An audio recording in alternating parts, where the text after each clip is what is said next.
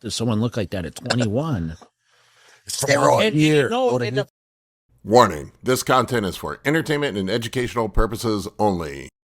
All right, Gym Bros, Big Paul here today with a great one for you. I've got some commentary on a recent interview that Jay Cutler did with Lee Priest. There's specifically a segment where they talk about PED use in bodybuilding, and Lee kind of goes over what he said that he used back in the 90s when he was coming up in bodybuilding. It's a great podcast. Holy crap, it's excellent. They talk about training volume and so many other things in this podcast I think you guys would enjoy. I would really strongly suggest checking it out. I watched the entire thing again the other day. It's excellent, and I wanted to make a commentary on this section. So we'll look at this little segment together and talk about it and my thoughts on what Lee Priest has to say about his PED use back in the 90s. And we'll dig into all this in just 1 second.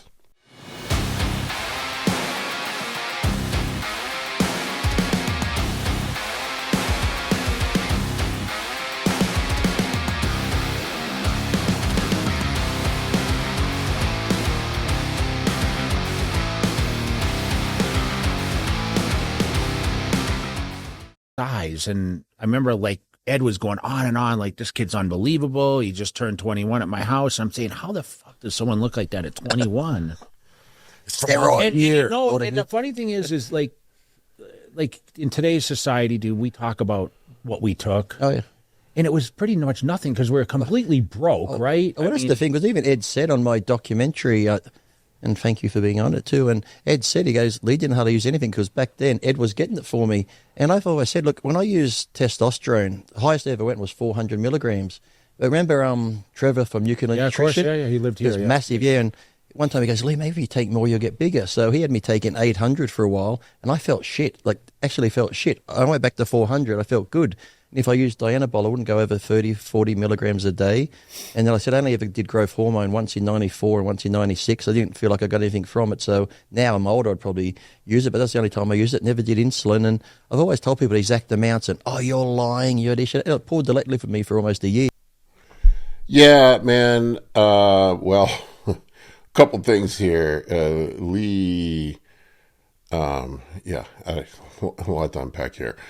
So, back in the day, I remember back in the 90s, I started dabbling in some steroids back in the 90s when I was a teenager. And I remember things back then where there was none of the UGL crap that you had now. It all was pharmaceutical grade. I remember these 200 milligram ampules of testoviron. You would get these.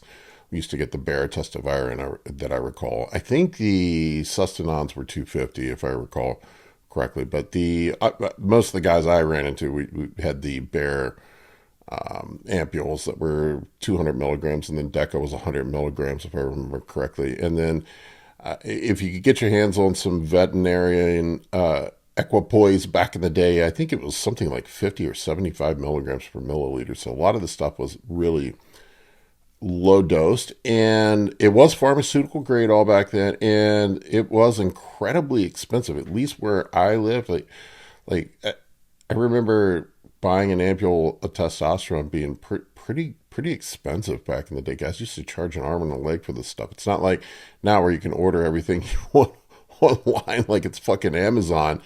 So we used to get these 200 meg ampules of testosterone, and I remember if you took 2 or 3 of them a week, you were a big deal. And I remember the old Dbols, the British Dragon Dbols, I think they were, and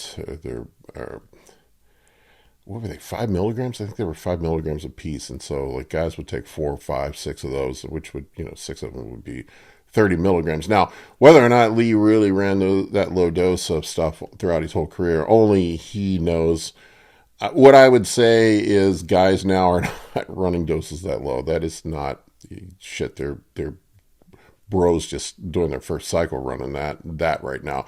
And I've wondered often, some of it is I wonder if the gear now is lower quality than it was, since it was all pharmaceutical grade back then. But we just had no idea back then. And then we didn't even really talk milligrams back then either. It was a different world. I remember we would talk about, well, I'm taking 2 amps of testosterone, or I'm taking 3 amps of testosterone. If you were taking 3 amps of testosterone back in the 90s. I remember in the gym, you were a big boy. that was crazy. That was crazy talk. And we had no idea about cycle design or any of that shit. I mean, maybe the guys in California did, where they were out there in LA and had access to the people like Dan Duchesne that knew what the fuck they were talking about. But I mean, I had no idea. I mean, you would just take whatever people would give you. I remember doing cycles of Deca only. I remember doing cycles of Dbol only. I remember doing Dbol and Deca. I remember, and then you would run it for 6-8 weeks and then come off for 2 or 3 months. I mean, we had no fucking clue what we were doing back then. Now, what I will say is if Lee Priest got that big on those small doses, he either had the greatest genetics in the world or he's full of crap. And he took a lot more. Now, I'll leave it up to you, the audience, to decide which is true. Maybe the truth is somewhere in the middle. I don't know. But I will say this. He is not incorrect about things being expensive. I remember gear being super expensive, very hard to come by. I'm sure, he was an elite level guy, but like for us at the local gym, you just took what you could get your fucking hands on and you made it last as long as you possibly could. So he would take less.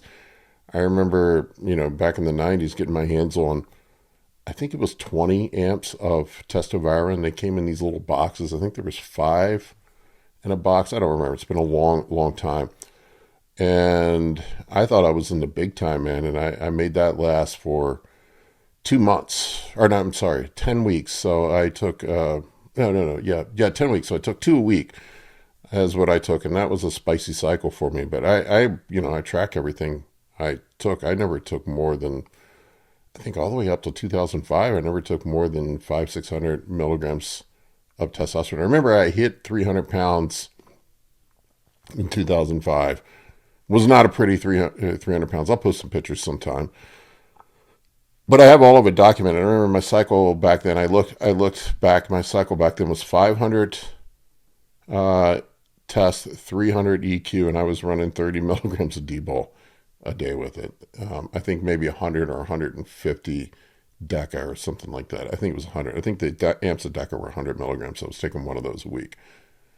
And then EQ, we used to get the veterinarian EQ. I think it was Pfizer that made it, if I remember right. I don't recall exactly, but anyway, let's continue on. Yeah.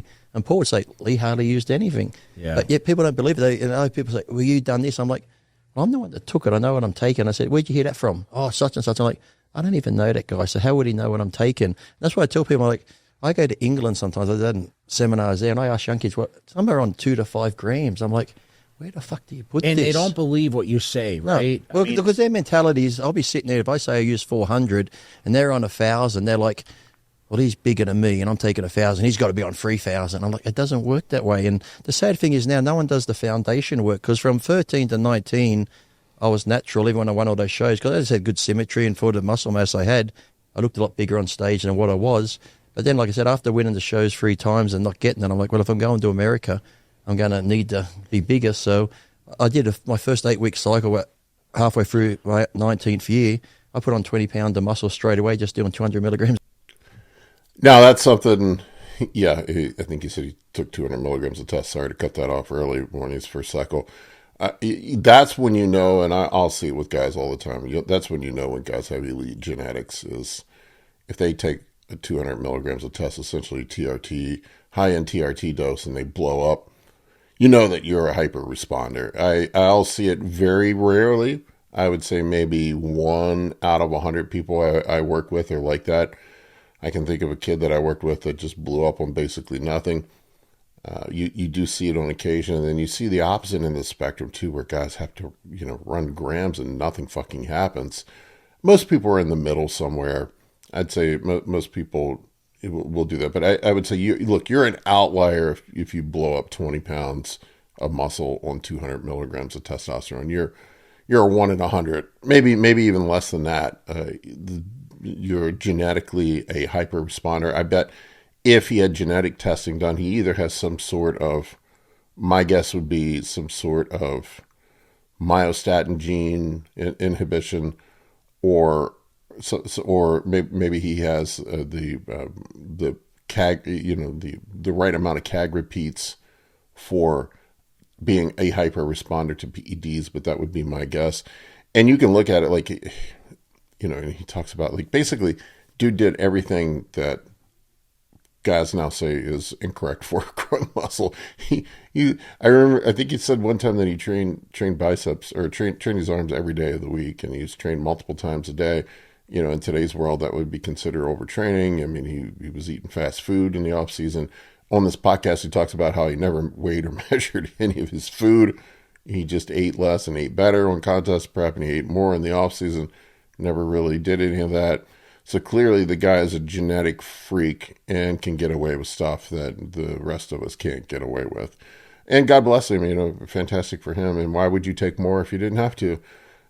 You know, assuming that he's telling the truth, but I'll leave that up to you to decide. But, you know, only he knows what the truth is, but you know, he seems to be genuine about it. So, but who knows? Grams a decker a week. And you can see, because there's photos of me when I'm 19, I'm in the Australian bush. And then towards the end, you can see I've gone from looking like a nice symmetrical classic guy to a mini Dorian Yates look. You can see the 20 pounds I put on when I used it. So yeah, and I mean, coming from Australia, it's not like you guys didn't breed a lot of. I mean, I remember like John Torelli was. We had John Torelli and Sonny Schmidt was. Sonny Schmidt, right? and then we had Luke Wood, sadly, who passed away. But no, I'm saying that was like, but before you came in. Before me, it was John Torelli before me. Remember John? Then it was pretty much Sonny Schmidt was he from New Zealand or from New? I think he's originally from like Samoa or something. Okay, but he lived in Australia, right? Yeah. Then like City won the Masters Olympian. That he was good. Yeah, sadly he passed away from cancer. So you didn't have a lot of like I mean, people don't realize like Australia's pretty much the size of the U.S. Yeah, right? but well, they only got like 27 million people. Yeah. I'm James Manuka, Senior Vice President at Google and Alphabet. I have the opportunity to be in conversation with my good friend, Father Paolo Benanti. All right, take two. Hey guys, if you have not heard, I've launched my own TRT clinic. TRT Kingdom is now live. And if you'd like to schedule on consult or get more information, make sure you guys go over, check it out, and let us see how we can help with your health needs. Click the link below. Shit. Say click the link below. Okay. Click the link below. So you didn't have like that knowledge to really go in. I'm sure when you walked into Gold's Venice in 93. Oh, yeah. It actually made me lazy because, you know, back home in Australia, the most high-tech gym equipment we had was a seated row and lat pull down. And, you know, I was old school barbell rows, dumbbell rows. I get to Gold's Gym, I'm like, wow, they got a back machine for that. So I used machines for 6 months and I went back to free weights. Oh, my God. I was like, I preferred the free weights. But why do you think so many people just don't believe the old school guys at because we hear this all the time. Oh, yeah. They have to be lying. They have to be lying. But why do you think that is? No, but I always tell them too. I always say to young kids, look, if you're using a huge amount, I said, really, anyone who's going to benefit is the guy you're buying off because you're getting richer. Of course. But I'm like, okay, if you're taking 1,000 of this and this, and I said, do me a favor, for 4 months, go clean, go back on, but use a small amount and see what happens. You're going to make the same things. But if you don't, go back to your stupid large amount. You got nothing to lose here. So just try and do it safe. Even when I say do it safe, even though I only took 400 a test, if I use Sustain on 250, I'll take 2 mil, which if it's 500 or whatever, who knows? But if someone said to me before, well, it's not even 500, it's only this, I was like, well, fuck, I'm not a doctor or scientist. I don't go that deep into it. I found those small amounts work for me, so I didn't have to push the envelope and that. But the young kids now, I don't know why. And Tren, I only used Tren 4 times my whole life. The last time I used it might have been when I was getting ready for the 2000 Night of Champions. I was with Kathy, and I remember I was living in Lancaster. I put a shot in my shoulder. Suddenly the cough come on. I'm like, But then it's like someone hit me in the chest with a baseball bat. My chest just got so tight. I'm like, fuck, I'm having a heart attack. Got a needle hanging out my arm. I'm like, this is how it ends. I'm like, fuck. So I never used it again. That's why I'm amazed now. All these young kids are like, people I knew who took Tren would only take it the last couple of weeks. These young kids are on it all the time. But then I read, I'm on Tren. I'm irritable. I can't sleep. I can't eat. I'm like, why are you taking a drug that makes you feel that shitty? Yeah. I don't get it. It's like, what's just fucking stupid. The other thing I've noticed. Yeah, I didn't really hear guys using Tren until the 2000s. I know I heard Dorian Yates talking about using the Tren that they had back in the 90s. Parabolin was what they used back then, and I think that was dosed at like 78 milligrams a milliliter or something like that, and they would run that once a week. That's what I heard. But I personally, I didn't even hear about Tren or anybody running Tren until the 2000s. And I was around the gym a lot in the 80s. Now, granted, I was, at a bumfuck gym. We didn't have a lot going on there, but it was just test, Deca, Dbol, Equipoise, Anadrol on occasion. Those are the only things I ever saw around. And then on contest prep, you'd run some Winstrol. That's what guys, I remember dudes, I had a buddy of mine that just prepped on Winstrol only. That's all he used for his contest prep. Last 8 weeks on Winstrol, that was it.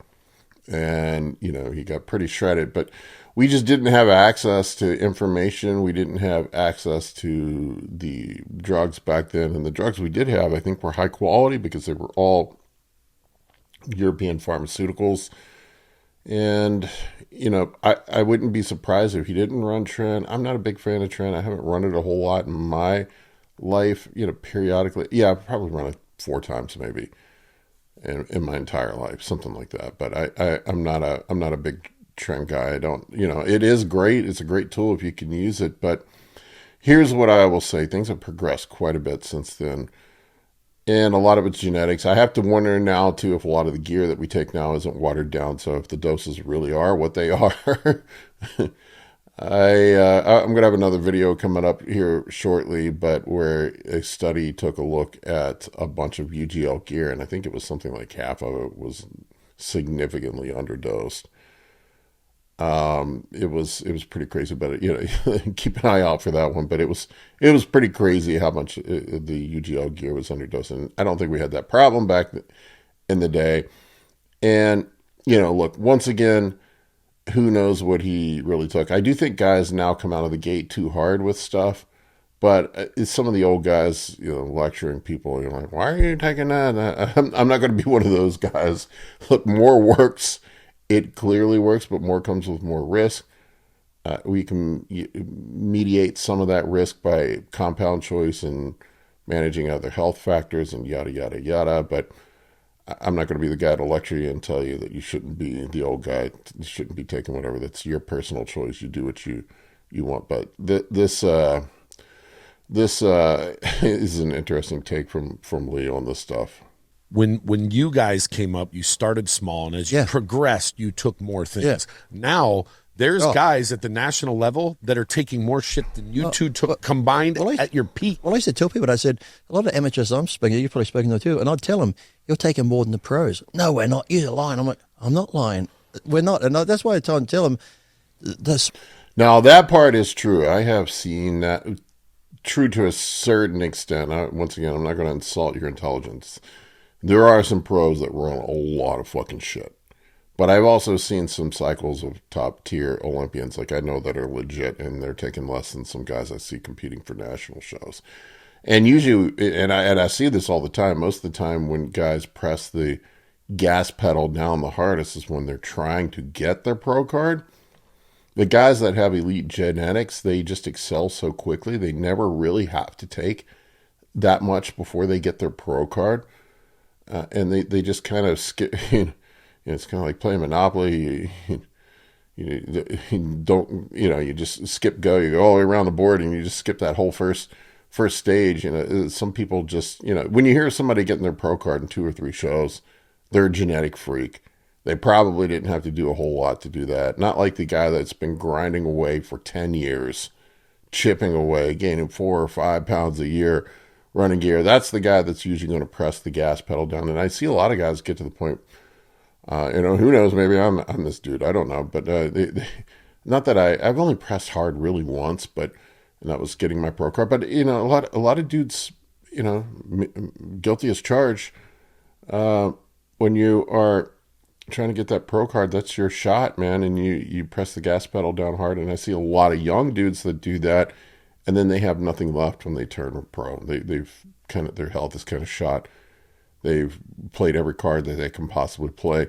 The guys that have not had to press that hard have more runway to do more when they turn. I mean, think about Phil Heath. I mean, that guy, would he turn pro in 2 or 3 shows? I don't remember what it was. And you hear the stories about him while they're running, you know, I think it was a couple 100 milligrams of Deca, and he won his fucking pro card. How many people could do that? They're, you know, one in a generation. So there are those genetic anomalies out there. But keep in mind, these guys are outliers. They're not the norm. They're freaks. They're you know, and so you get guys that are genetic outliers. commiserating about what they took, and they don't understand why other people, it's like getting a collective meeting of 7 foot tall dudes together and understanding why the 5'4" people aren't very good at basketball. Basketball is easy, man. I don't understand why these guys have to work so hard at this when they're 5'4". I mean, I didn't have to do all that. Well, no shit. You're 7 feet tall. You got gifted by the guy. And look, I'm not trying to discount the work that these guys did. I'm sure they worked very hard. I know Jay Cutler for worked very hard, but I think when you are genetically gifted, you kind of take that for granted and don't always understand that not everybody has that same advantage. A small amount might, even when I say 400, who knows if 400 is safe?